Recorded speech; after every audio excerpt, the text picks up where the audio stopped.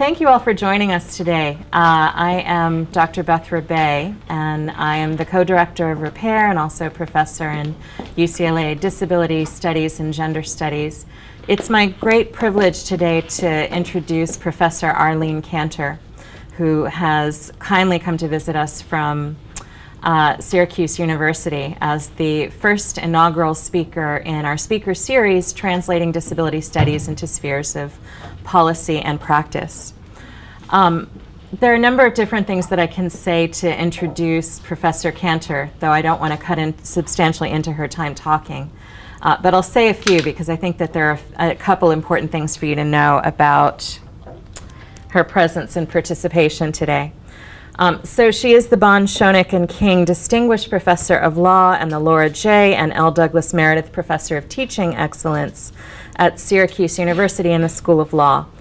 She also directs the Syracuse University College of Law's Disability Law and Policy program. We have some brochures present for those who'd like to read more about the program. It's really an extraordinary resource, particularly for students, for instance, who are thinking about going into law, and also for practitioners in various fields who are looking for guidance and resources about bringing insights from disability law into practice. There are a number of things I'd also like to say about Professor Kanter's impact on the field. One is that while there are a number of disability legal scholars in the United States who I think are making vital contributions to the field, I've repeatedly found that in moments where it's particularly important to find someone who's attending to neglected issues, not surprisingly, it tends to be Professor Arlene Kanter who brings forward things which are particularly vital, and no one else seems to be saying in quite the same way, or in some instances saying it all. Just as one example, for instance, her work on housing and discrimination against people with mental illness is, a vital resource in the field, and I would say among her seminal works, and is a regular staple when I'm teaching in the area of disability law. It's one of the must-reads that I need all of my students to have exposure to. I also know her to be an extraordinary mentor and colleague. Before I ever met her in person, one of the first things that I found from folks at Syracuse University is that virtually every student I met would tell me, you have to meet Professor Kanter. She's the best mentor, she's the best teacher, she's so warm, she's so wonderful, she's so bright, she teaches so much.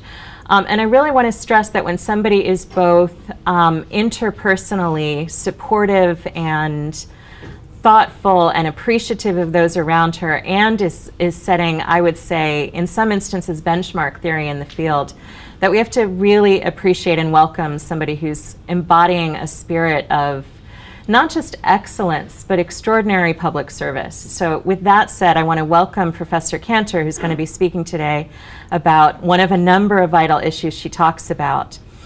Before, though, I should add one more caveat. I also want to mention and recommend her new book, The Development of Disability Rights Under International Law, From Charity to Human Rights, which I think is a vital analysis of the UN Convention on the Rights of Persons with Disabilities, a subject that I'm also quite concerned with. So again, let me ask you to please give a warm welcome to Professor Kanter, who will be speaking today.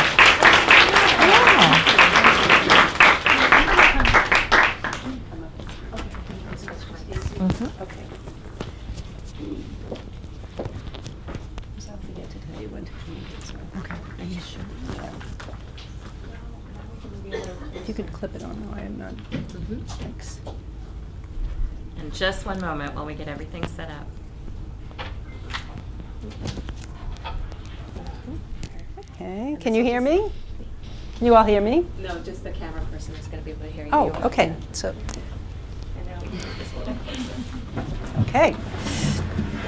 We can actually move it closer now. We have a longer cord. Oh, okay, great. Perfect. Great. Yeah. And to move the slide, I just press this. And then you can go back. Okay, and this is the one I'm looking at. sure. Okay, great. Okay, I'm delighted to be here. Thank you so much, Beth. That was really, I think, the most touching and meaningful introduction I've ever received.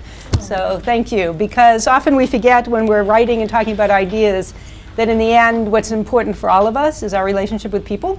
So I'm privileged to have amazing students at Syracuse, and maybe I'll even see some of you there. I've left information about our program.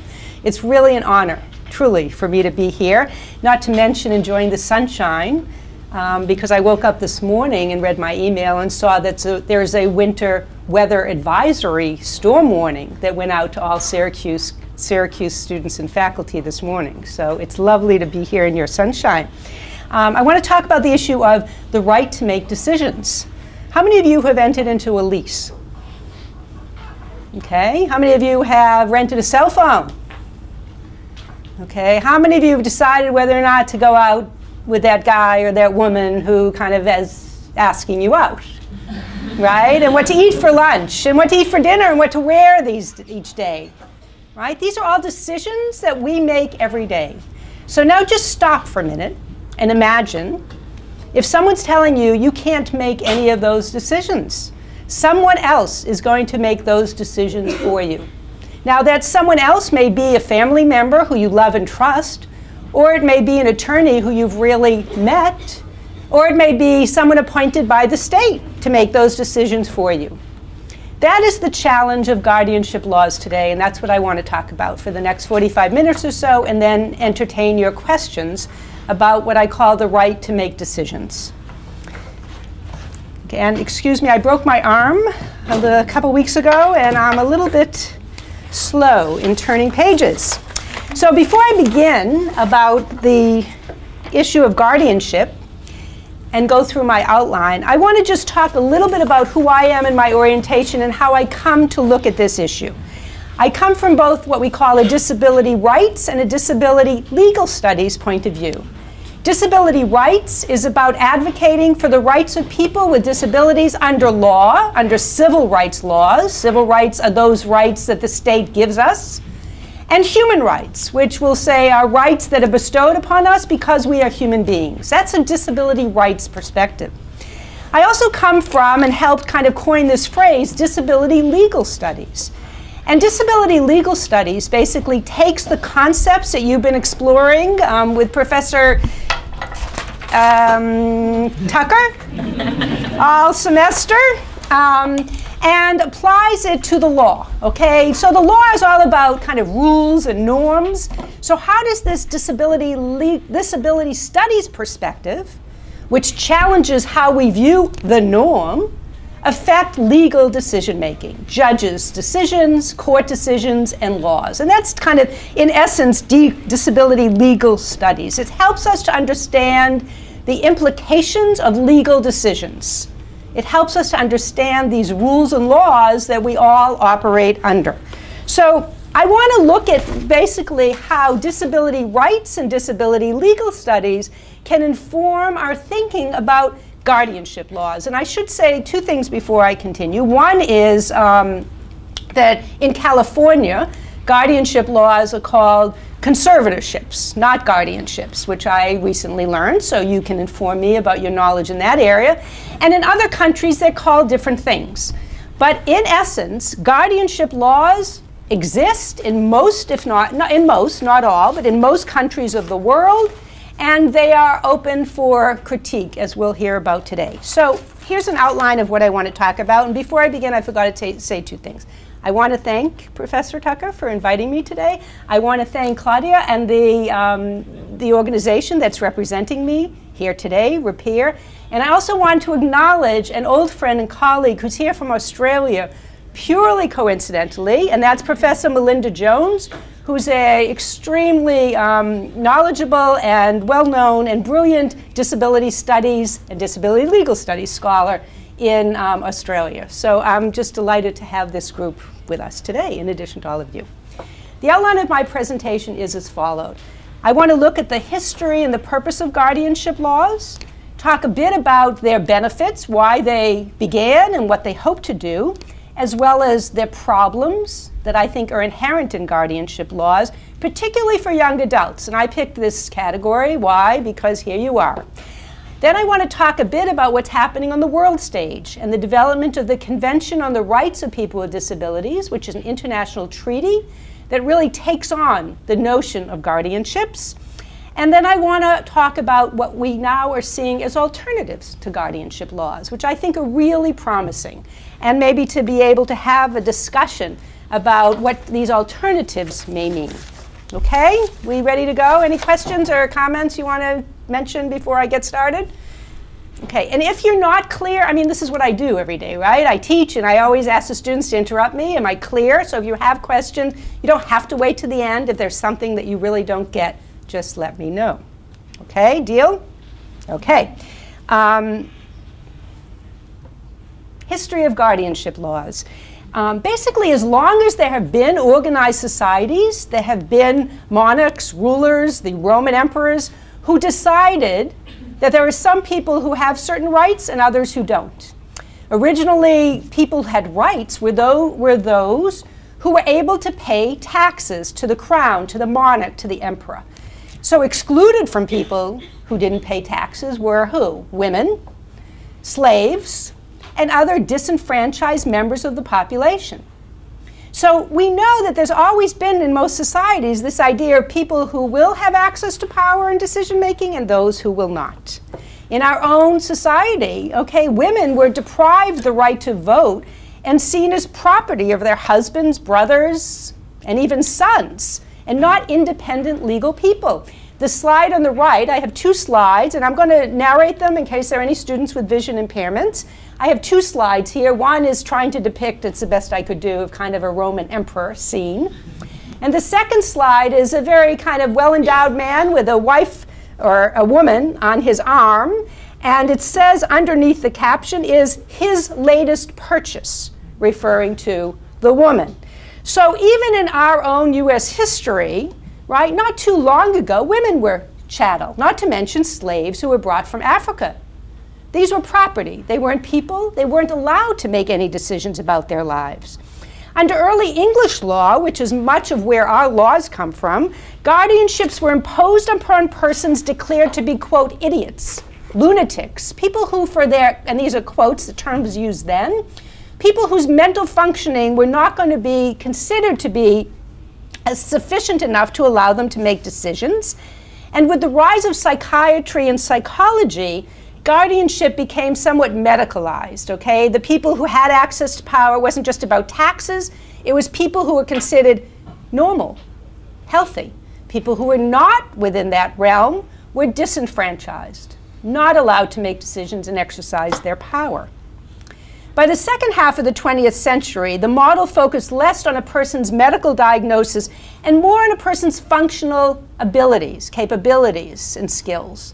So early guardianship laws saw capacity as inherently cognitive and understood incapacity as the inability both to understand information relevant to making a decision and to understand the possible consequences of making decisions. And herein lies what you may know from popular culture, or things like competency to stand trial, right? That an individual has to understand the charges against him or her, or the, quote, insanity defense that allows someone to be exonerated from a criminal offense if they were, quote, considered insane, which is a very problematic term, but we'll get to that, that they were not capable of understanding the consequences of their action when they committed a criminal offense. So this functional approach to capacity basically is one that we still have in the United States and in many other countries today. Okay, what is guardianship? Oh, this slide is a little bit, it says on the top, what is guardianship or conservatorship today? Okay, number one, it's the process by which a court orders a person or entity to make decisions for another person who is labeled and considered incompetent or incapacitated. So the first thing that has to happen is a court has to decide that an individual is incompetent and incapacitated for some reason, and then there is a court order that orders someone else to make the decisions for the person. The court has a choice in most jurisdictions between what we call plenary and limited guardianship. Plenary guardianship is that the court says, okay, Jessica is going to make all the decisions about Arlene Kanter's life. What I wear, who I see, where I go to school, where I work, what I do each day, what cell phone I buy, you get it, right? All decisions. That's plenary guardianship or conservatorship. Or limited Okay, so Beth's saying, no, I don't believe in plenary. I want to be Arlene's guardian, but I'm only going to help her, and boy, does she need help, in balancing her checkbook, managing her finances, renting her apartment. Okay? So a court has the right to decide what is the scope of that decision-making authority. How does the state get to do that? And if you come to law school, you'll hear all about this, but the state has the authority to act about another individual for two reasons only. The state can deprive someone of their rights, basically, using what we call a parens patriae theory, which is the state acts as a parent for the person. When can the state do that? When the state wants to protect the person. How many of you have had, say, inoculations before you can enter in kindergarten? I'm sure you all remember, right? You needed your shot before you went to kindergarten. What right does the state have to tell parents that they have to get a kid a shot? They have the right under parens patriae. If they can show that it's protecting society, it can require people to give their kids shots for certain diseases. That's parens patriae. The second power that the state has is what we call police power. And the police power means that the state can interfere with rights, but the police power is much more limited. And when the state acts in exercising its police power, it must in return provide what we call due process, which means notice of the criminal offenses, the right of an attorney, all sorts of procedural rights attach if the state acts under its police power. Why am I telling you this? Because guardianship laws were designed to, quote, protect people who needed protection from themselves.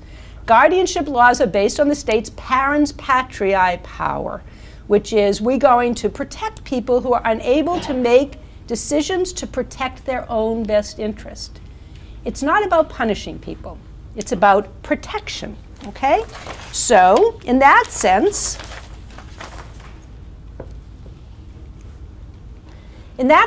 guardianship was seen as having a lot of benefits, right? That the state could come in and say, we're going to let Beth help Arlene make decisions because she can't decide something in her own best interest. So she needs some help. And the benefit of guardianship is it allows people who can't protect themselves to get some help. It's less restrictive, say, than locking someone up. And I have two slides here, and one of them shows a person in a straitjacket in ostensibly what's a psychiatric hospital. So it's less intrusive than taking the person who can't make decisions and putting them in an institution.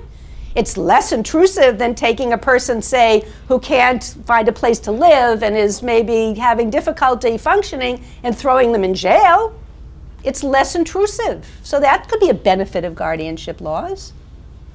It also can protect people from abuse, right? What if someone has a lot of money and another person says, yeah, come live with me. And when that person comes live with them, they may be abusive, lock them in. We've heard horrible stories in the news of young people and old people who are locked in rooms, and the person who, quote, cares for them steals their money. So if we have a court ordering guardianship, maybe that the guardianship can protect that person, protect them from the misuse of the property, protect them from abuse of them, and protect them from making decisions that would be bad for them, according to someone, a court, I guess. Okay? We clear? So that's kind of the history and what were the benefits. Why guardianship's been around for such a long time. Well, what are the implications? Okay, implications of guardianship. Here we go. Switching. Okay. What are the implications of guardianship? Well, those are the benefits, but what are the implications? Number one, in order for there to be a guardian appointed, there has to be a finding of incompetency. In New York State today, people who have a label of intellectual disability, which in the past was referred to as mental retardation, they can be required to have a guardian. A court will order a guardian for them without ever seeing them in court, without asking to talk to them, without asking them any questions, but only if their parent shows up and asks to become their guardian, period. That's predicated, what I call, on this assumption of incompetency. That if you have a certain label, a certain IQ score, a certain condition or functional ability or medical diagnosis, you are presumed to be incompetent, and a court can order guardianship. And what I'm going to be arguing here, and what I've argued in my writing, is we have to shift this presumption. Instead of presuming that certain people in society, remember the ones who didn't pay taxes, and the women who were the chattel, and the slaves, and other categories of people who were in the old days considered idiots, lunatics, or cognitively impaired, we have to shift the presumption and say, not that they're incompetent, but presume they're competent, but maybe recognize they need help. Okay? And that's really the point of what I'm trying to make today. We want to shift this presumption from incompetency to competency. So the first thing about guardianship, it holds fast to this idea that there's a category of people, because of their label, are incompetent.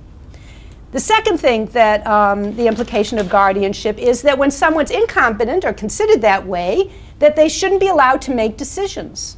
Okay? It doesn't say we should figure out a way to help people make decisions. It removes their decision-making authority.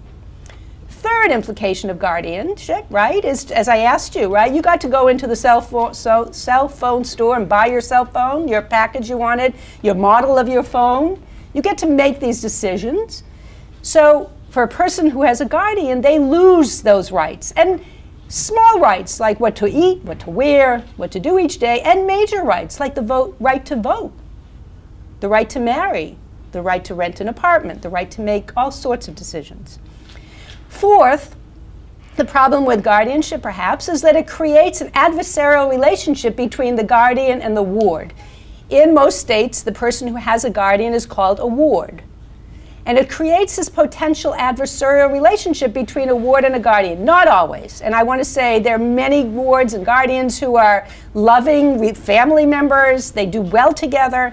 But not always. There can be an adversarial relationship. And I've interviewed so many young people who tell me stories, for example, of a young woman who was dating a young man. She was labeled as a young woman with intellectual disability. I have to say, I mean, I could easily have a wonderful conversation with her. She could express herself.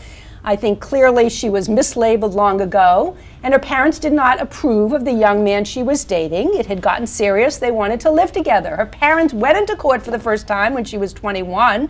They could have when she was 18, but they waited until this relationship.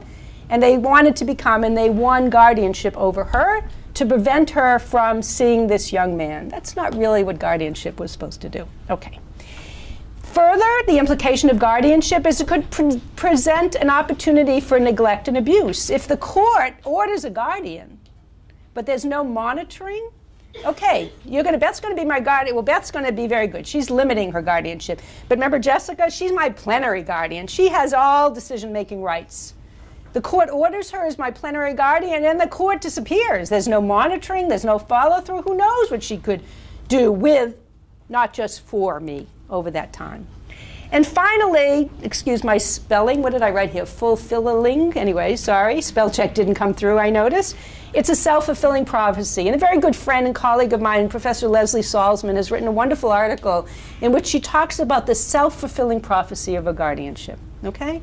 So if you're told constantly that you can't make decisions about yourself and someone else is assigned by a court to make those decisions, you know, you're probably not going to try to make decisions. So you're not going to maybe sign up for the course at the local community college, right? You're not going to maybe decide what type of job you want to look for. You may end up staying at home. And you may end up, therefore, thinking of yourself as someone who is no longer a self-determined adult, but someone who needs to have others make decisions for him or her. Okay? So we want to change this presumption. I have another slide that basically has similar problems. It was just a little more interesting slide here, which is the similar issues that I just mentioned, but in little boxes. And it basically says that it adopts this outdated medical model of disability where we're looking only at this label or this function. It imposes decisions on the person rather than lets the person make decisions for him or herself. There's no supervision or monitoring built into many guardianship laws. There's a risk of exploitation of people who have guardians. There's no right to attorney in most states. There's no access to the court. So just think about, I'm a lawyer, well, I can't help it, right? Think about that for a minute. So you have a guardian. What if the guardian is abusing you? What if the guardian is stealing your money? What do? Well, you can't go to court to complain because you can't go to court without a guardian. You are no longer a legal person. You no longer have a legal identity. Your guardian must speak for you. So your access to remedies to the court is eliminated, okay? And it's basically, in many places, all or nothing with no periodic review. In California, for example, I know the conservator may specifically consent. I hope I'm right. If I'm not right, let me know. But my research showed me that in California, by statute, a conservator may specifically consent to the sterilization of a conservatee. Sterilization is involuntary sterilization, tubal ligation, or hysterectomy. And the court can specify that a conservator has control over the social and sexual contacts of a conservatee. But that's part of what could be permitted for the conservator. Very private decisions. In other countries, for example, a colleague of mine who I worked with, a Turkish lawyer who is blind, who is being considered actually for a judge, except the law in Turkey didn't allow blind people to become judges, which he challenged. But in order for him to do any bank transactions, he needs to have a legal guardian with him. He's a law professor. He's a lawyer. He's blind, but he needs when he goes to the bank, how dehumanizing is that? In Wisconsin, an individual under guardianship loses his or her right to vote, to marry, or to consent to sterilization without a court specifically finding otherwise, okay? So if a guardian is not someone who really loves and cares for a person, which we would hope it would be, but there's no guarantee, and if the guardian is not regularly involved in that person's life, you can think of your implications on your own, okay? It creates a very adversarial and potentially dangerous system, in my view. Young people, okay? Young people with disabilities in particular, and I want to focus in a little bit. How many of you have ever heard of and you have to help me keep my time here because I have no idea. No watch, okay? Okay, people with, how many are familiar with the Individuals with Disabilities in Education Act, the IDEA? Anybody? It's the law, federal law, that is now applied in every state that allows students who are labeled as students with disabilities to be entitled to a, quote, free appropriate public education and to the services they may need to be able to continue K through 12. Okay. So the IDEA has gone through numerous revisions, and the last revision included a specific provision for transition planning. The IDEA says that before a young person who has gotten services under this law graduates from high school, there has to be a transition planning process and meetings, and the young person is required to be there and talk about what their plans are for after high school, college, work. And the goal is for that young person to become as independent and self-sufficient as possible. That's what the law says, okay?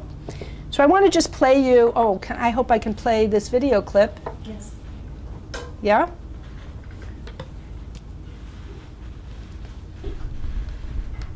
Oh, wait a minute. Nope. Oh. You may have to watch it at the end. What? You may have to watch it at the end. Have to watch at the end. Okay. So I want to show you a video clip if I can. At the end, we can try, of Jenny Catch. Okay, so I'll save her story till the end. But basically, the IDEA I explained is a process that's trying to guarantee people as they graduate high school to have the skills they need to proceed after high school. And these are just some of the particular regulatory provisions. It comes up in the context of what we call an IEP meeting, an individual education plan and meeting, and there's a slide that says with kind of graduates on one side and people sitting at a table. Today we are going to talk about my plans for the future, okay? That's mandated by law. So what are these transition services? They are supposed to be result-oriented. In other words, really, what are the goals for this young people? Specifically, what is that young person's needs? How can we provide services to support the student? And they're supposed to be comprehensive, focused on improving the academic and functional achievement of the student to facilitate the student's movement to post-school activities. That's what the law requires. We love laws, right? But I just want to say they're only words, right? We have to, like, put them into action. So that's what the law says. Those are the words that the law says. Okay. The student has to be involved in the transition planning, and I have the citations to the regulations here. The law requires that before the student's going to graduate or leave school, the student has to be involved in this planning. You get the idea. It's very student-centered. It's very focused on individual students. Well, what happens though? I've done some research with some of our PhD in law students at Syracuse, and we're finding some very curious and troubling, disturbing facts that relate to this transition planning process. And what we found out, it's not only in Syracuse or New York, it's in many other states. As part of this transition planning process, we're finding that school staff basically advise parents, or many parents believe that as soon as their young person turns the age, hi Julian, I'm looking at you, here's a PhD student from Syracuse sitting in front of me, hi, sorry. That as soon as that young person turns 18 or 21, depending on the jurisdiction, the parents are going to court and becoming guardians, as a matter of course, as part of this transition planning process. The student's not involved in that decision, and the most damning part, I think, of the process is that, just think back, for some of you, it's a shorter distance than for some others of us. Think back to when you were 18. It's the time when you're like learning how to make decisions. Not only are you learning how to make decisions, you're learning how and when to ask for help in making the decisions. When to talk to your parents, not talk to your parents. When to talk to your peers, not to talk to your peers. How are you going to make decisions? That's a big part of becoming a teenager and becoming an adult. So right at that time, when young people who are labeled as students with disabilities should be learning to exercise their self-determination skills, making their own decisions, the court is saying that there will be a guardian appointed as part of this exit from high school. And I have to say, I was stunned that no one seemed to be looking at this issue, and we kind of just fell into it, and I'll tell you the story of how I fell into it at the very end. But it's a very troubling issue, and I've written an article about it. I've been talking about it because I really hope that, and I'm working now with the Department of Education in DC to try to promulgate some guidances to change the presumption. Again, it's all about these legal presumptions that are created, so that the student, when they're graduating high school, he or she is not presumed to need a guardian, but just the opposite. Presumed to need help, maybe, and let's develop a system of help, which we'll get to in a minute, but not necessarily a guardian to take over the decision-making power. Okay, you with me? So, in cases, for example, in New York and in Michigan, we found that in New York, there's actually, wait a minute, I have to catch up with my notes here. Sorry. Got it. So in New York, we found that there's a transition planning guide given to parents and teachers that specifically mentions guardianship on a checklist of things that parents can do when the student is about to turn 18.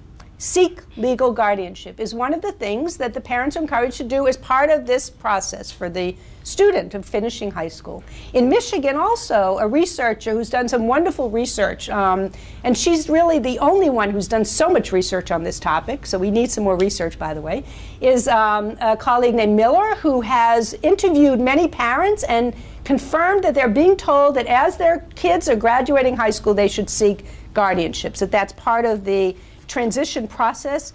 And what's glaring to me is that no alternatives are being presented. You with me? Okay, don't fall asleep yet. We're getting there, okay? So it can be a problem. And what do we know also? We know there's a lot of research now that looks at the problems of guardianship.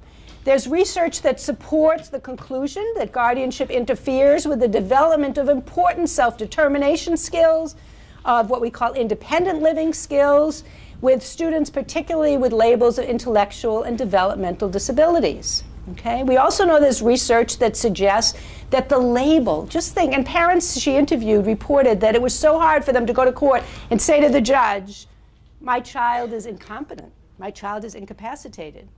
They want to become guardians, the parents, but that's what they have to say, and the research suggests that that label of incapacitation or incompetency for young people that marks them as so different from the norm will lead to their own feelings of social rejection and exclusion. Okay? That's not what I don't think that's what we want. What we want, and you've talked about this in class, I think, is the idea of self-determination. What is self-determination? It's a combination of skills, knowledge, and beliefs that enable a person to engage in goal-directed, self-regulated, autonomous behavior with support. Can you have autonomy with support? You bet. Can you make your own decisions? Yeah, but sometimes you need input from family and friends.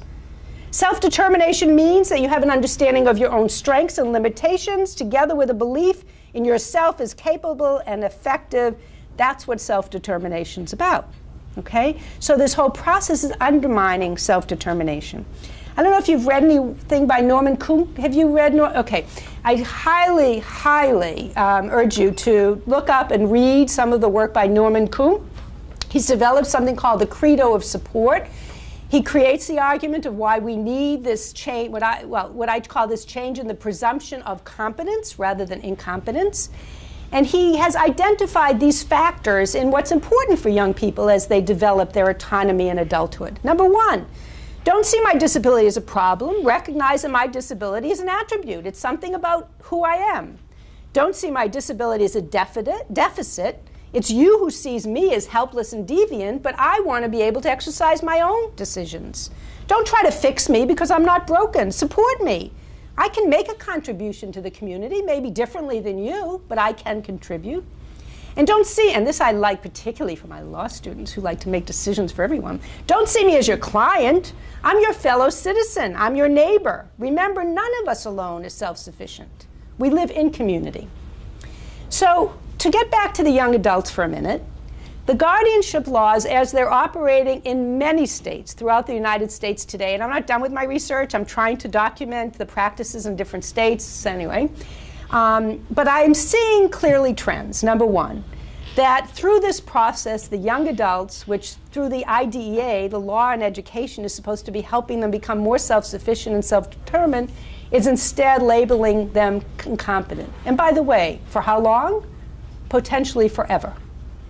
The incompetence label and the guardianship in many places is not renewable. Once it happens, it sticks with you for a lifetime. Number two, it violates the right to self-determination, the right to make decisions, and even, I think as importantly, having been a mother of teenage children, the right for the kids to decide when they want to ask for help in making decisions. And it's just at a time in a young person's life when they should have the opportunities to make decisions. And I have to say, as a parent, sometimes those decisions are good and sometimes they are bad. We want to protect people from making bad decisions, but that's sometimes what's necessary in the evolution of self, right? Are there alternatives? And that's what I want to spend the last few minutes. What's the time-wise? You have at least 20 minutes. Okay, so now I want to talk about alternatives, okay? Alternatives to these court-ordered guardianships, because many people, and I've given these talks many times, they say, well, what are we supposed to do? We don't want people hurting themselves, we don't want people hurting others, we don't want these children who are now becoming adults left to be on their own. How can we develop a system of supports? And I have to say, in 2015, unlike in years past, we do have some models. Okay. And I want to bring us to the UN Convention on the Rights of People with Disabilities, okay? Without doing my whole international human rights course here in 2 minutes, I'll just tell you that in the United States, we have what we call domestic laws, federal laws, like the IDA. We have state laws. California has a conservatorship law. We also have international laws. International laws emanate from the United Nations. Those international laws are called treaties or conventions. No different. A treaty or convention, the same thing. For 2006, there was a committee, in 2001, there was a committee formed at the UN to develop a treaty on the rights of people with disabilities. I had the honor, privilege of participating in that drafting process. And it went on from 2001 to 2006. The best thing about it, I have to say, the most important thing about it, is that it involved mostly people with disabilities. For the first time at the United Nations, a law that was being written included the people who were going to be affected by the law, right? Never happened in the same way. Never happened. People with disabilities were there at the drafting. And the slogan was, nothing about us without us. And that has continued since. Some of you are nodding. You've heard it before, okay? That's not just the slogan of the UN Convention. That is really now the slogan of the disability rights movement. And for those of us, I have to say, without disabilities, do we have a role? Yes, I feel, and I've worked this through in my own head, after careful thought and conversation, that as allies for people with disabilities, we have a role, right? We're not going to tell people, we're not going to make the decisions, but we can have something to contribute. What did I contribute? You know, a little bit of information about laws, right? That's what I do, okay? Read and analyze laws. And what we looked at in drafting the CRPD is that these guardianship laws that are happening all over the world are very problematic. So could there be some alternative? And I think the CRPD, as we call it, the acronym Convention on the Rights of People with Disabilities, is offering some ideas to think about. Not an answer, but some suggestions. And I just want to go through those, okay? So first of all, what's the CRPD? The purpose? The purpose is, quote, to promote, protect, and ensure the full and equal enjoyment of all rights and fundamental freedoms of all persons with disabilities, and to promote respect for their inherent dignity. And that's language very similar to other international human rights laws. It goes on to say that discrimination against any person on the basis of disability is a violation of inherent dignity and the worth of the human person. In particular, there are, I don't know, what are there, how many, 30, 42 articles of the convention? And if you come to Syracuse Law School and you take my course, we get to read all these articles together. And the one of my favorites is Article 12. Okay? Article 12 is entitled Equal Recognition Before the Law. Okay? It has three paragraphs, and I'll just read them so you get an idea of what they say, and then kind of explain them. Number one, it says state parties. Who are state parties? Those are the countries that adopt the convention. Reaffirm that persons with disabilities have the right to equal recognition everywhere as persons before the law. Okay? Remember the slide of the man with the wife on his arm, and it said, what did it say, my newest possession or something? That's a denial of legal personhood. That's a denial of equal recognition of the law. She's not a legal person under the law. In Vietnam today, where I've worked in helping draft their laws, until recently, children, babies who were born with visible disabilities were not allowed to be registered as born. They were not allowed to receive birth certificates. Those children have no legal identity. They have no equal recognition under the law. They are not legal people. That happens today throughout the world. Second paragraph. State parties shall recognize that persons with disabilities enjoy legal capacity on an equal basis with all others. Okay? So if I want to get into a cell phone contract, I can do that the same as you, even though I may be labeled as a person with a disability. And third, state parties shall take appropriate measures to provide access to persons with disabilities to the support they may require in exercising legal capacity. And this is one of the most important aspects, I think, of the entire CRPD. And I just finished a book, as Beth mentioned, on the convention, and in it I talk about the different places where this notion of support is included. I think it's radical, I think it's revolutionary, and I think it's essential. No one is independent. We like to think we are, we're not. We rely on friends and family. So how can systems of laws be developed to support people in making decisions without taking away their rights? And that's what Article 12 is about. It's urging countries to develop systems where they provide support to people who need it. And there are a lot of people who need a lot of support. And I want to say, not everyone can make every decision. There are people who need support in many decisions. So how can we set up those systems?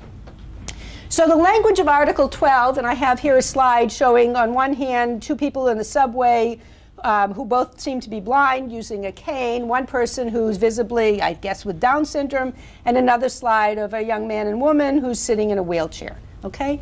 The idea is that Article 12 signifies that all of these people and all other people with and without disabilities, young and old, have a right to make as many decisions as they can on their own, even bad decisions. Article 12, therefore, requires a paradigm shift. It says that persons cannot lose their legal capacity. They cannot lose their identity as a person under law, and that they have the right to supports and safeguards in order to exercise their capacity. And I've interjected in here, my latest term is this right to be interdependent, to be codependent, to be able to have relations with others that allow us to fulfill our own potential. That's what the Article 12, I think, is about. It recognizes no one is dependent, but support is needed. Alternatives, okay. I'm talking now that guardianship laws use what we call a substituted decision-making model, right? Because when Beth and when Jessica are going to be my guardians, whether it's a limited or plenary guardian, they're going to substitute their decision for mine. Okay, should I rent this apartment? Should I go out with this guy? Should I take this course? They don't ask me, they're going to decide for me. That's substituted decision making. Article 12 said, let's look at supported decision making, okay? Arlene, what would you like to do and why? Can you verbalize it? Can you express yourself? Can you begin to discuss what you would prefer? And even people with very significant disabilities, and I've had wonderful examples of a young man who could not talk, who's in a wheelchair, who really looks at you and you have no idea if he understands anything that I was saying. People say to me, well, how can he exercise his legal capacity? He's not going to tell me what he wants. Well, he may not tell me what he wants, but I'll tell you something. When his sister came to join us, his face just lit up. He trusts her. He was happy to see her. There's a relationship. Okay, so she can help him or make decisions even for him in that context. It's someone who has a relationship with him, but not an arbitrary, impersonal, often paid guardian. So supported decision making is what Article 12 is about. And what is it? It means that the individual has the legal right to supports that they need to communicate and to act on their decisions. Many people, by the way, and I don't know if you've discussed this yet, who in the past were institutionalized and considered unable to even think because they couldn't speak or communicate, now communicate with iPads, with facilitated communication, with computers, okay? So just not being able to speak is no longer a reason that people can't make decisions. We need people to be able to communicate. Who knows what technology will bring us in another 20 years? I don't. That's up to you, okay? Second, what is supported decision making? It allows us to provide support to assist an individual in making decisions and to assist others in seeing that individual as a full and competent person. It involves changing our attitudes. It requires that others, like physicians and lawyers and teachers, respect and can accommodate those decisions that are made as supported decisions. And this is already happening for all of us. It's not really a new system. This is how all of us make decisions. Okay? It involves a group of trusted people who are assisting us to express our preferences to others, maintaining our personal identity, and helping that person tell their story or their preferences to others. Okay, that's what supported decisions making. I have a chart here that's comparing them basically for substituted decision making, who decides, the guardian, for supported decision making, the person, to the extent that he can or she can. What can be decided? With substitute, all aspects. With supported, only those aspects that the person suggests they need help on. What if the person is not able to understand? Okay, and this was the example I gave you. Under supported decision making, the appointed person decides without even trying to consult with that person. Under supported decision making, the person can be appointed before the person is unable, or if there's a trusting relationship. So let me explain to you. There are many people, all of us here perhaps, who right now can make decisions. Maybe some better than others, right? And who knows what can happen, right? I broke my arm. I could have broken my head, right, when I fell. So it's something to think about right now, maybe to draft a document that said if something happened to me and I can't make decisions, then I want you to talk to, in my case, I'd say my husband, my soulmate, right? Or your friend or your parent or somebody. There's no reason why we can't also try to predict for all of us, with and without disabilities, who can help us make those decisions. Okay, there are two categories of alternatives to guardianship, and maybe I'm getting too detailed now, but I'll do them broadly. What? Keep going. I'm okay? Okay. Two categories, formal and informal alternatives. Formal alternatives. Formal alternatives, and this is in U.S. law only, okay? When I talk about this in other countries, we have to explore those legal systems. But in the U.S., we have things like advanced health directives. We have durable powers of attorney. I'm just going to go through them and then summarize them. We have appointments of personal representatives, like I just said. You can have someone appointed as your representative. We have joint bank accounts, right, where two individuals can be in a bank account and permission for both of them is needed before you can have transactions. Joint ownership of property. We have representative or substitute payees, which is a problematic system, but right now, if someone is a person with a disability and they receive government benefits, those government benefits can go to a person who is appointed by the person. We have living wills. We have special needs trusts. These are all formal, legal, and I won't go into all the detail unless you want to ask during questions and answers, but these are formal legal instruments that allow any of us, with or without disability, to identify how decisions will get made, okay? Healthcare proxies. If something happens to me, this is what I want. Living wills. If I'm on the verge of death, this is what I want or not. Withhold treatment or not. These are decisions that you're much too young to think about, everyone in this room, most everyone in the room, but it's worth thinking about, right? How will those decisions get made? Informal alternatives, and these are, I think, most promising. The most common is something called circles of support. And in Syracuse, we have incredibly active circles of support for many people with developmental and intellectual disabilities. Circles of support, have you ever heard this? Anyone ever heard the term, circles of support? Oh, good, okay. So circles of support mean that an individual can round up a group of friends, teachers, even doctors, nurses, anyone they want in that circle, who they meet with as much or as little as they like to help them make decisions. An informal system that functions as support in making decisions. Self-advocacy. Obviously, there are people who are self-advocates who will reach out and find the support they need. Personal support networks. We have formalized case management services, which also can be problematic, but those are services that can be funded by not-for-profits or even the state to help someone organize certain aspects of their lives. Community services, community agencies. We have counseling services, home health care aides who can help with daily living needs.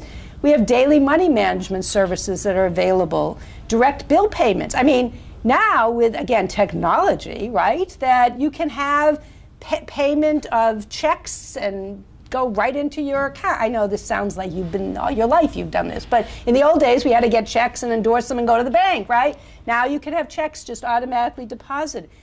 Other informal networks. There are a variety of formal and informal mechanisms that are underused, I argue, that can provide support in lieu of guardianship. What's happening around the world? Again, I'll just go briefly. There is a lot happening around the world. It is actually quite extraordinary that Article 12 has prompted so many new ideas and publicity of things that have been going on in many countries for years that weren't necessarily called supportive decision-making, but now are seen to be consistent with Article 12. Okay, so number one, the first thing I have to say, that no country in the world, no jurisdiction in the world is completely compliant with Article 12 and the 3 paragraphs that I read, but there are things that are happening. Canada has been the most active. British Columbia, as well as Yukon, Newfoundland, Labrador, these cities in Canada have been experimenting, some of them for quite a long time, in different supported decision-making models in lieu of guardianship. And they really focus on supporting people, particularly with developmental disabilities, in developing systems of support and legal documents called representation agreements that allow people to identify people to help them without the court's involvement. Sweden, they have something called personal buds people, where those are personal advocates identified with people, particularly with psychosocial disabilities, to help them when they may become in crisis. India is now working on abolishing their plenary guardianship laws completely. Ireland has enacted a new law that has 3 levels of support. I'm going to show you a slide on in a minute. And in Israel, there's a brand new project to establish supportive decision-making, for clients who otherwise would have guardianships. Okay, so I'm heading towards the end here. Ireland, you see I'm from Boston, that's what Bostonians sound like. We just get rid of that little R in there. Ireland offers 3 levels of support for people. 1 minimal level of support, which means, what does that mean? Well, as a society, let's provide some easy-to-read information for someone with a cognitive disability. They don't need someone to make the decision for them, but they need to be able to understand what we're asking them to do. So let's provide that information. That's support. 2, supported decision-making, where the individual identifies someone they trust to help them make decisions. And 3, facilitated decision-making. And frankly, I will say that for me, I'm on the fence on this. But in the Irish law, it's the last resort. And that is, if someone cannot make a decision, if they cannot identify who can help them, and if they cannot communicate what their decision will be, that a representative will be found to try to make the decision the person would make if the person could make the decision him or herself. Complicated. And the Irish law is based on many human rights principles that I won't go into. There are also some cases that have been interesting in different countries I've been following, from Canada, from the European Court of Human Rights, and maybe Lindy will let us know if there are any in Australia. But in Canada, there was a case of a father who sought to have his son declared incompetent. The son was already living in an institution, but he was doing very well, and the institution wanted to allow the son to go home on weekends, to visit friends, and the father went to court to become the legal guardian of the son to prevent him from basically moving out of the institution when the institution in this case actually was recommending that the young man could live in the community. That's not really what guardianship should be about. Another case came out of Russia that went to the ECHR, that's the European Court of Human Rights. The court appointed a guardian after 10 minutes not meeting the person and really not hearing any evidence.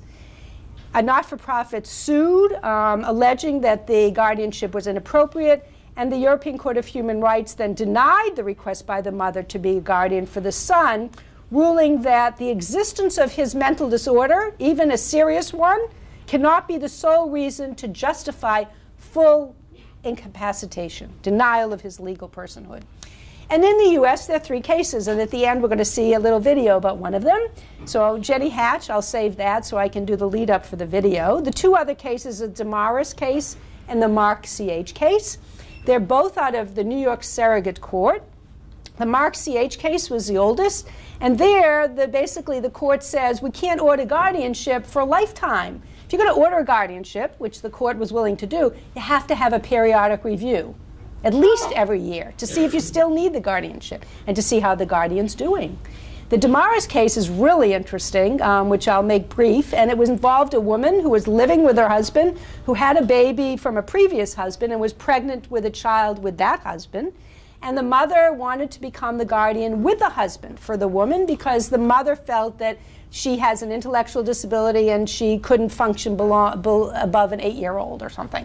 Well, the court interviewed the woman, had her come into court, found out that she'd been working part-time, and that although the mother saw her as really incapable, she had a lot of capabilities. And the court refused to order the mother to be guardian and was very happy that the husband and this young woman seemed to be having a life that would work and that would protect them and their child. So there's movement here. Recommendations, okay, so what do we learn? We learn law of words. We have to put them into action. We want to switch the assumptions to assumptions of competency, not presumptions of incompetency. And I also want to put a pitch in that what can each of you do, okay? Disability rights in the United States is not some abstract notion for others to be worried about, okay? We want to change the world and make it better. I hope you do. You each have responsibility. All of us do. So here are some things to think about that you, your class, individually, as organizations can ponder. Number 1. Consult with organizations. Find out what's happening in your state. Maybe you're all from California. You'll find out what's happening in California and how supported decision-making is working or not. Take a look at the laws that talk about guardianship and see what they're promoting. See what they say. 2, 3, raise the issue of supported decision-making if you're ever in a context to find out. Start questioning how people who are labeled as disabled are getting to make decisions for themselves or not. I strongly urge, and I take my law students, to visit psychiatric institutions. If there are any here, maybe there aren't, that would be great progress, but if there are, visit them. Visit nursing homes, visit other institutions to see what the consequences are for people who are perhaps denied their right to make decisions. I say hold public meetings to let people share their views about disability and supported decision-making. Gather examples of good practices. If you hear things, write them down. And propose, for example, the development of statewide frameworks, which is happening in many states now in the United States. Okay, so in conclusion, what am I arguing for here? Number 1, all people, I believe, all people, regardless of a label of disability, all people with and without disabilities have a right to make their own decisions with as much or as little help as they may choose to have. 2, guardianship laws which create a presumption of incompetence are no longer consistent with our view as a society that people with disabilities are entitled to rights under law and no longer consistent with this new Treaty on the Rights of People with Disabilities. 3, no matter how supportive we make substituted decision-making, it remains just that, a substitute for the decision of the person, and designed to protect the third person and third parties, but not necessarily give voice and self-determination to the person with a disability. And finally, in 2015, maybe I'll come back in 5 years and I won't be saying the same thing, but right now, no country in the world really conforms to Article 12 in every way. No country in the world has gotten rid of all the guardianship laws and kind of done what I'm arguing here. But it doesn't mean that we shouldn't try. And it doesn't mean there won't be barriers, and it doesn't mean that you as young people now have an obligation, I think, to begin to just think of things differently and how you can make the world better. Final thought. Two final thoughts. Micah Fialka Feldman. I'm showing here a young man whose name is Micah Fialka Feldman. Micah is a young man who was tested, and I don't believe in IQs, in their relevance, but he had a 50 IQ. He went to a community college in Michigan. He wanted to live in the dorm, and the court said, and the school said, no, you can take some courses here as a special student, but you can't live in the dorm. And what did he do? He didn't like it. He sued. He got a legal services lawyer, and with his parents, he sued, and he won. And he comes to my class. He works now at Syracuse University at our Tayshoff Center on Inclusive Higher Education. And he's a self-advocate who teaches other people how to be self-advocates. And he comes to my law school class. Julian, you've met Micah?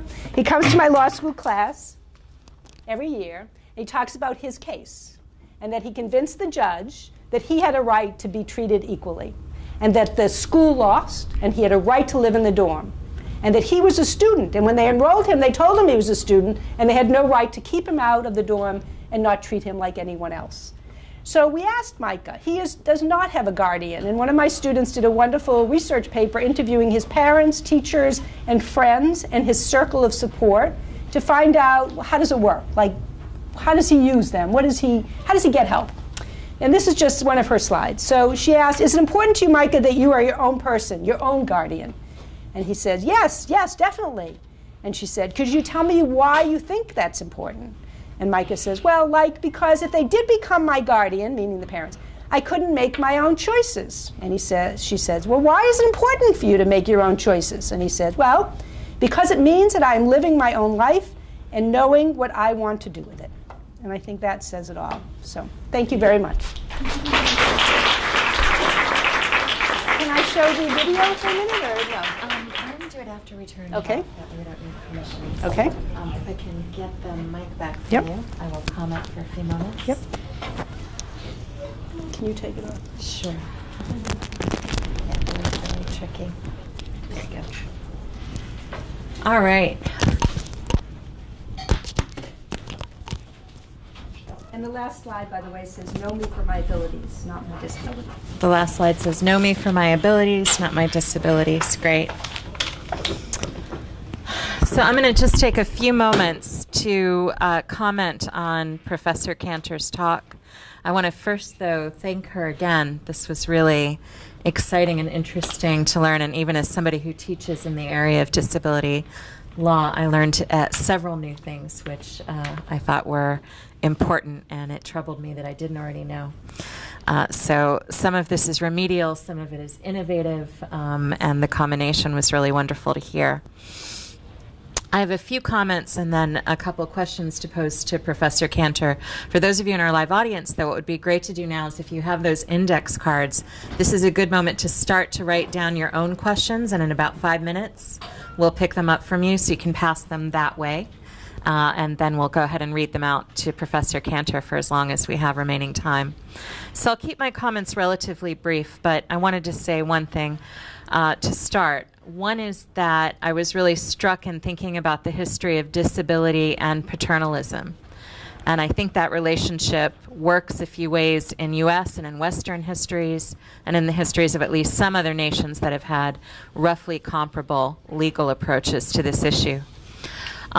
So when I have lectured and taught in the area of mental disability law, for instance, one of the things that I've looked into is the way in which our ideas about mental disability have often been as much about social normalcy right? In other words, what we expect a normal person should be, than they have been about any organic experience that anyone is having of suffering or confusion or actual illness. So some of the more drastic examples I used, for instance, there were a couple diagnoses that were in play in the 19th century in the United States. One was drapetomania, which was, as I recall, known as flight from home madness. And it was the mental disability, and it was recognized under formal medical literature at the time and seen as thoroughly scientifically credible as a diagnosis. It was the mental disability of trying to run away from being enslaved, right? So if you can imagine, one of the things that U.S. history is rife with is examples of taking social behaviors which are perceived as deviant and then redefining them as instances of mental illness. And we can find lots of these troubling historical examples. Another one would be the diagnosis of hysteria. Many people don't realize that the procedure hysterectomy derives its name originally from the psychiatric diagnosis of hysteria, which was characterized as generally involving women who were acting in ways that were troubling and socially deviant. They were upset, unhappy with their marriages, rebelling against their husbands, all these obviously supposedly crazy behaviors, right?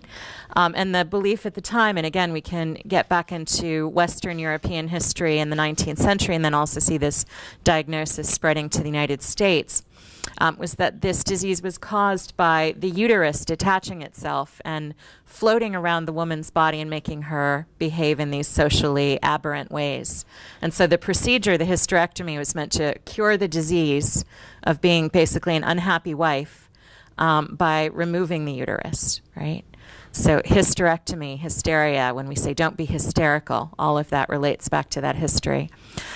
So when I was listening to Professor Kanter talk more about more about guardianship and independence and autonomy and the ways in that can be abused, one of the things that struck me is that this history is really important, that we have a legal system that's been complicit and medical institutions that have been complicit for too long in choosing behaviors that are perceived as socially problematic and using medical diagnoses, or the so-called medicalization of deviance, as a basis to justify various forms of social control or denial of autonomy and independence.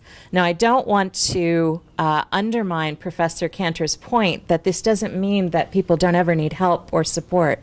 I certainly don't want to claim that we all are capable of making good decisions all the time. I have a history of mistaken decisions in my life. And one of the best T-shirts I ever saw once when I was driving in Manhattan, which in and of itself can be a terrible decision to make, was a young woman wearing a T-shirt that said, "I'll make better mistakes tomorrow."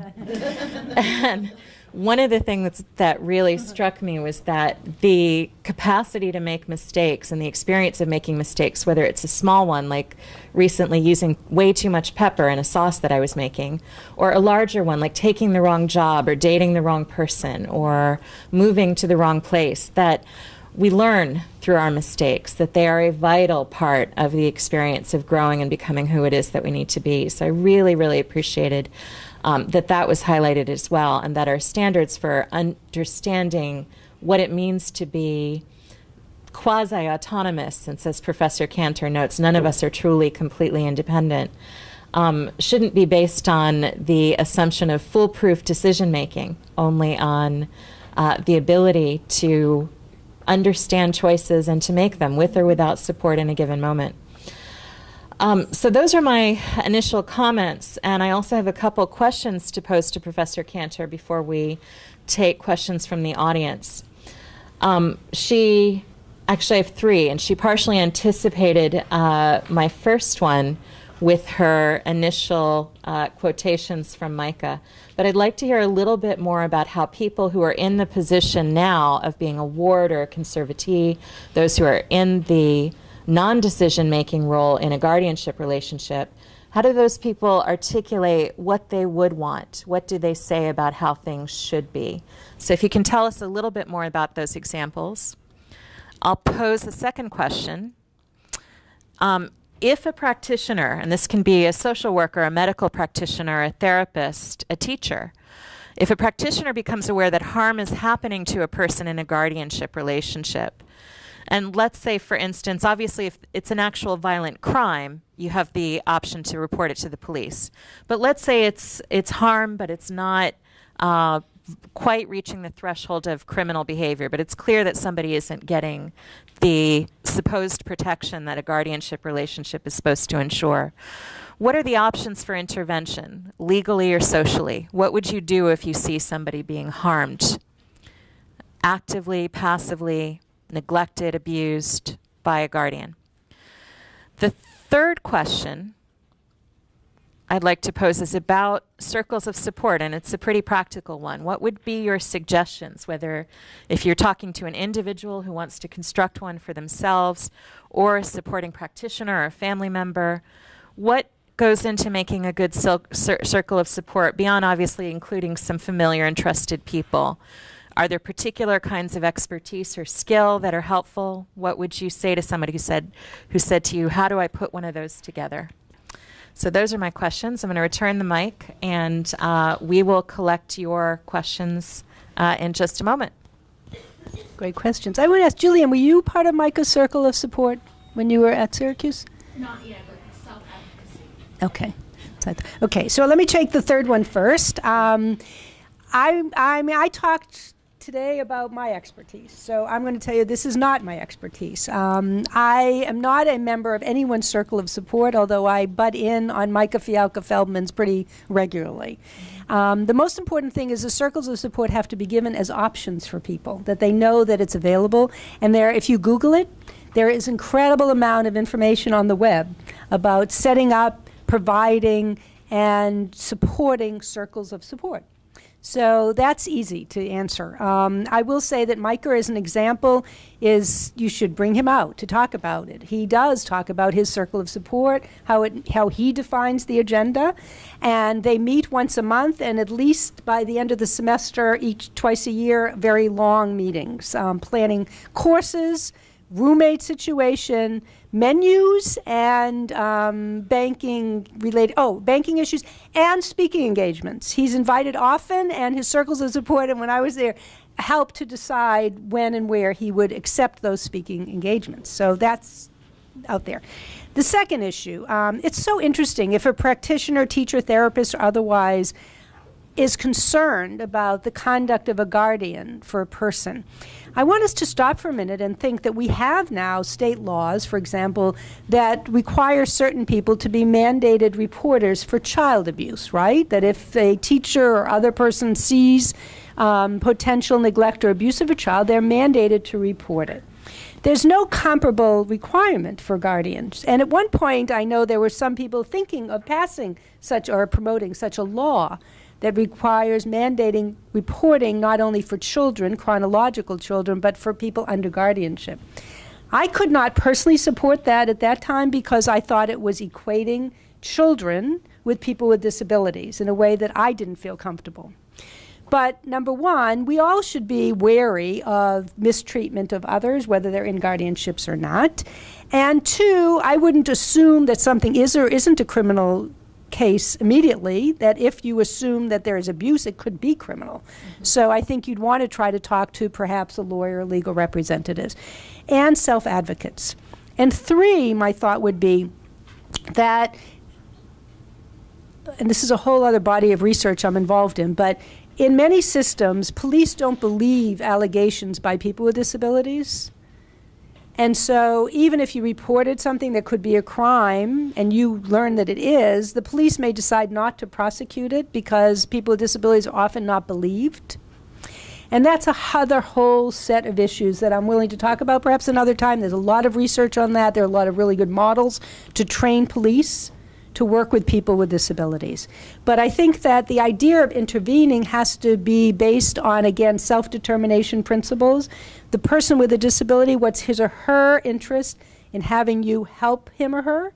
And together, how could you develop a way of approaching it? I think that's what I would say. The first question, okay, people who are wards. Okay, the research that we've been doing, and I'll back up. When I got interested in this issue kind of serendipitously, because teachers who were coming to our PhD program were reporting that they were told by their principals and others to tell parents of kids with disabilities to go to get guardianships. And when they took my course or started learning, they were saying, oh my gosh, I was doing this, but this was problematic. And what we decided to do was identify families who decided not to go for guardianship, like Micah, and interviewed some of those families. In a more ad hoc way, I have, and students of mine have met with young people, people of all ages, who have guardians. And I can't tell you that there's one kind of cookie-cutter response. Some guardianships work wonderfully. There's mutual respect, there's mutual understanding, and it really is protecting that individual's interests and backing off so the individual can exercise his or her own decisions. The guardian, by the way, has the legal authority to make decisions, but the guardian doesn't have to use that authority either, okay? So I'll give you one short example. And that is a colleague of mine at the Center on Human Policy whose sister was diagnosed with breast cancer. She is a guardian for her sister. She would require that her sister receive treatment for breast cancer as her guardian. The sister refused. It was very troubling to her. The sister is a young woman with intellectual and developmental disabilities who, in the age of 30-something, did not want treatment for breast cancer. Why? Because she knew me, she knew others who had had breast cancer, and we went around without any hair, and she didn't want to lose her hair. So, yes, my friend could have, as her guardian, ordered that she receive the chemo, given the permission. She didn't want to do that. She wanted her sister to come to that decision on her own. So what did she do? She invited me to meet with her sister, who I knew, and talk to her about my experience having breast cancer. And what it was like for me when my hair was growing back and it was kind of itchy, but then look, it's back.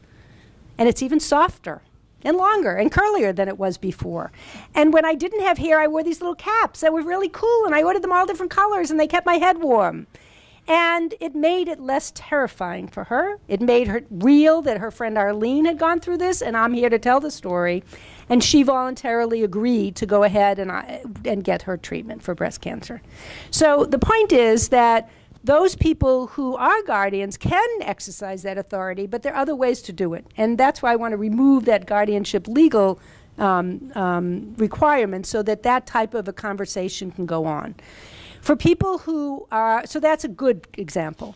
There are bad examples of people. I gave you one of a young woman who I interviewed and wanted to be able to live with her boyfriend and pursue her education. She was accepted at a college, and her parents refused to let her go because it meant that she was going to be living with this boyfriend. And basically what happened there is a not-for-profit ended up suing on her behalf to challenge the guardianship as not in her best interest and not protecting her welfare. And ultimately that can happen as well. I don't know if that fully answers all your questions. It's a great start. And I want to go ahead and take some of our audience questions as well.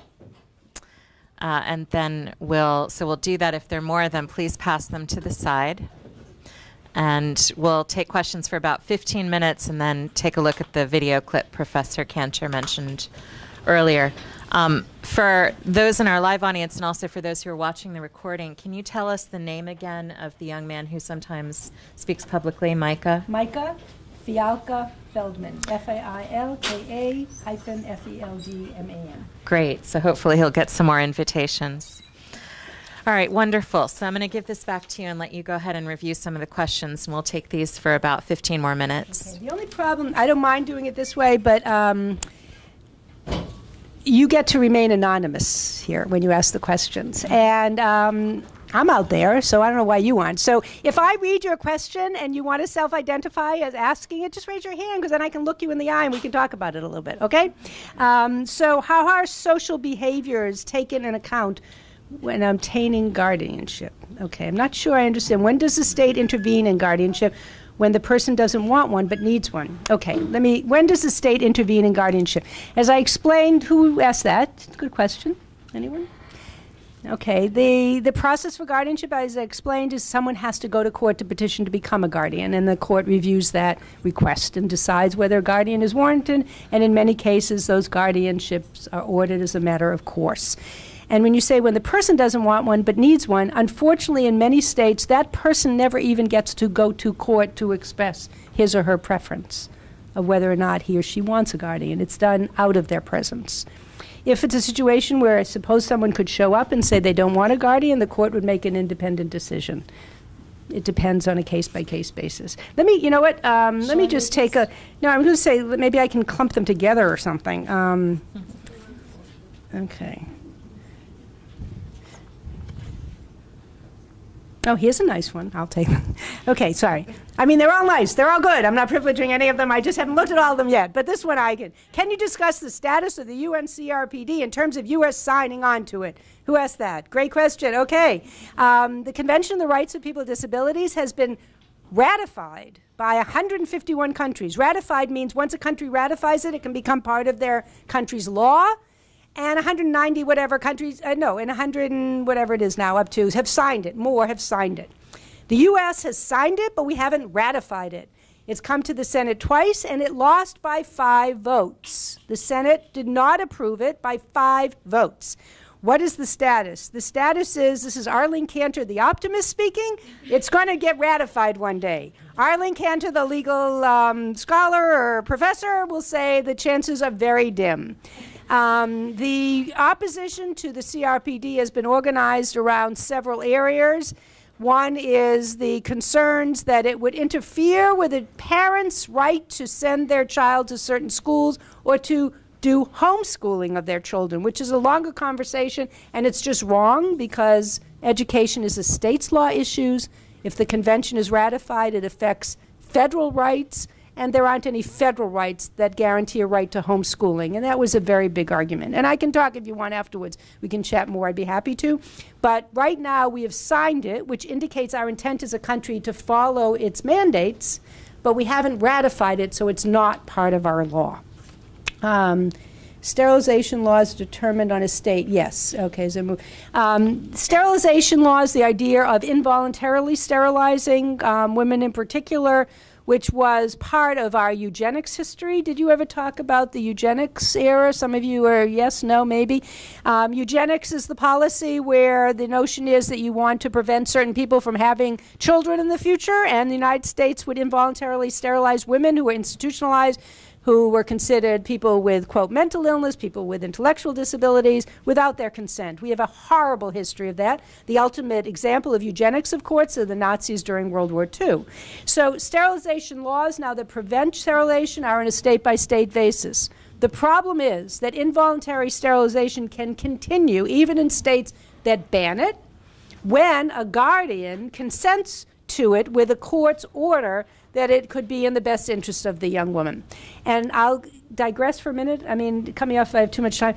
Have you talked about in this class the pillow baby case? What's her name? Did you know? Ashley. Ashley X. Have you talked about Ashley X? To me, the modern day manifestation of the sterilization abuse in this country is a case involving Ashley X. Ashley X is a young girl who was born with serious physical and developmental disabilities, whose parents wanted to have her growth stunted so that she wouldn't get any larger so they could be able to lift her and take care of her in their home.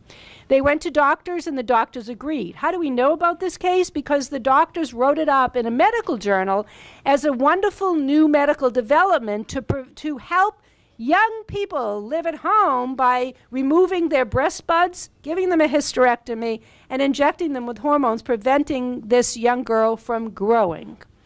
And it has evoked quite a furor among the disability rights and other medical ethicists and bioethicists communities that that's not the idea of how hormone treatment should be used.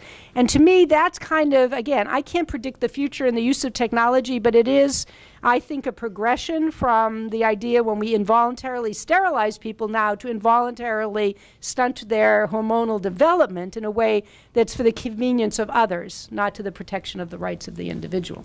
Okay.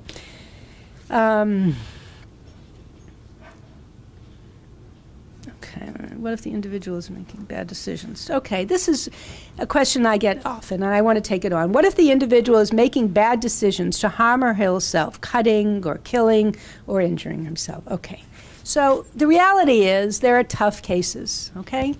And there are people who engage in risky behavior to themselves. There are people who engage in risky behavior to others. The media does quite a job on this, by the way, having us think that people who are hurting others have these diagnoses of mental illness or psychosocial disabilities. And we know, I hope, I don't know if you've discussed this, that the research is pretty clear, that most people with disabilities are not engaged in violent behavior, even people with psychosocial disabilities. But what gets in the news, of course, are the people who hurt and shoot other people, and then all of a sudden there's this parade of horribles that results in the lack of treatment for people with mental health issues generally, when it's often the guns that are doing the damage, let's say.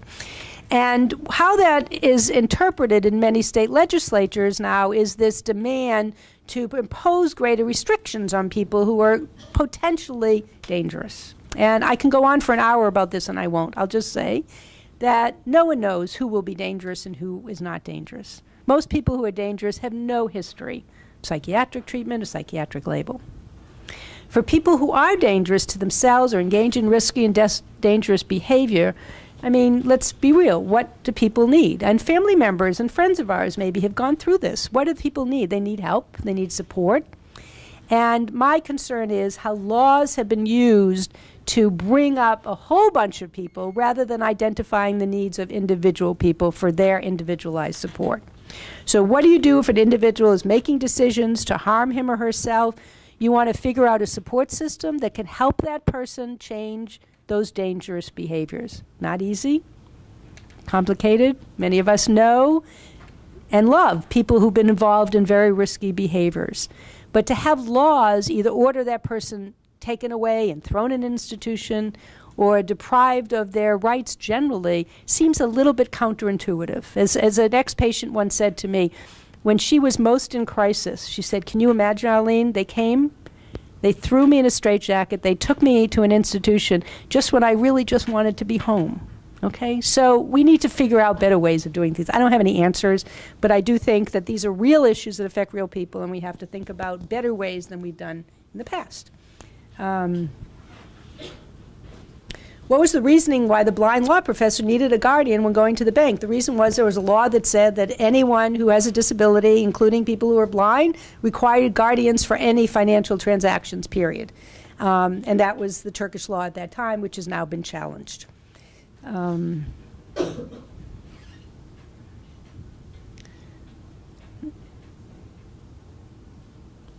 Maybe you can help me. It's hard to read some of them. I'm sorry.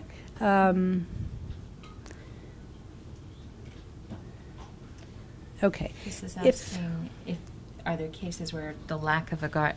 This question is asking, are there cases where something happened to a person with an intellectual disability that might have been prevented if they had had a guardian? In other words, are there cases where a guardian was needed and wasn't present? Right. I'm sure. Okay, I'm sure. I don't know any particular cases off the top of my head, but I want to emphasize again that sometimes guardianship can work well for people.